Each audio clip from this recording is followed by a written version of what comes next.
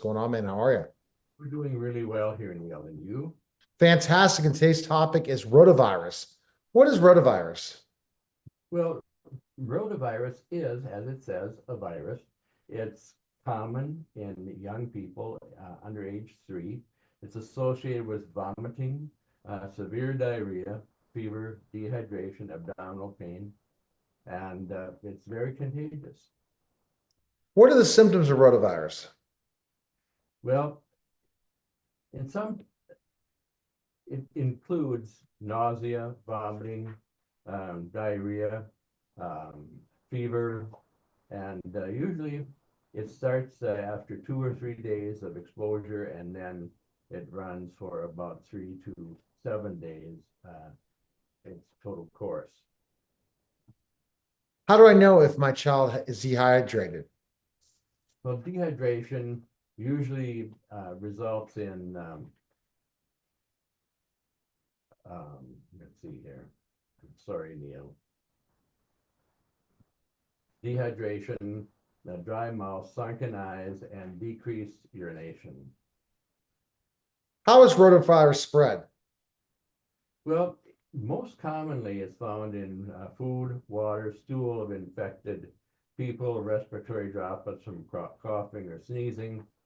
And the best way to avoid it is washing hands. What are the risk factors for rotavirus infection? Well, being young is one of the risk factors. It would include being under 3 years of age. It would be drinking, it'd be living in an unsanitary environment or a crowded environment.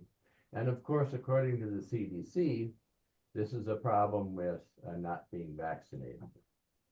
What is the treatment for rotavirus infection? Well, the main thing is to fix the dehydration. So at home, you want to make sure that your baby is getting enough fluid. And of course, if you can't treat your young child at home, then they'll have to go to the hospital and get an IV. How do you prevent rotavirus? Well, according to the Mayo Clinic and the CDC, vaccination, of course, again, is considered to be the best way, but certainly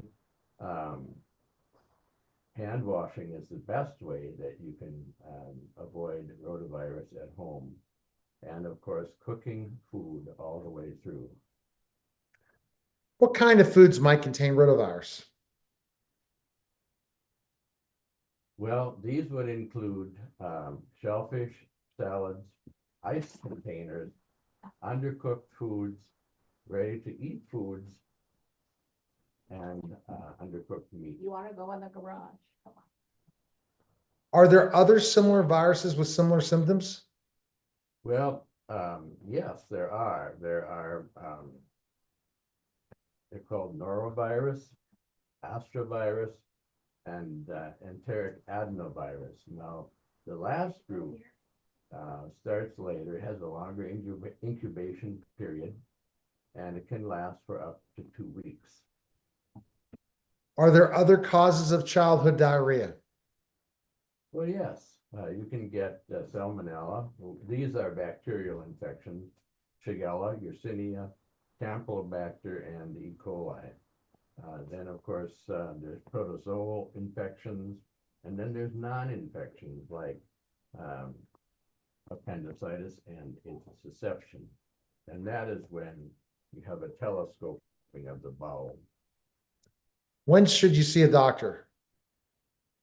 Well, if you have diarrhea lasting more than 24 hours, frequent vomiting, black stool, or stool containing blood or pus, fever that's more than 102 degrees Fahrenheit or 38.9 degrees centigrade, also fatigue, irritability, pain, dehydration, dry mouth, and crying without tears, little or no urination, and unresponsiveness or excessive sleepiness.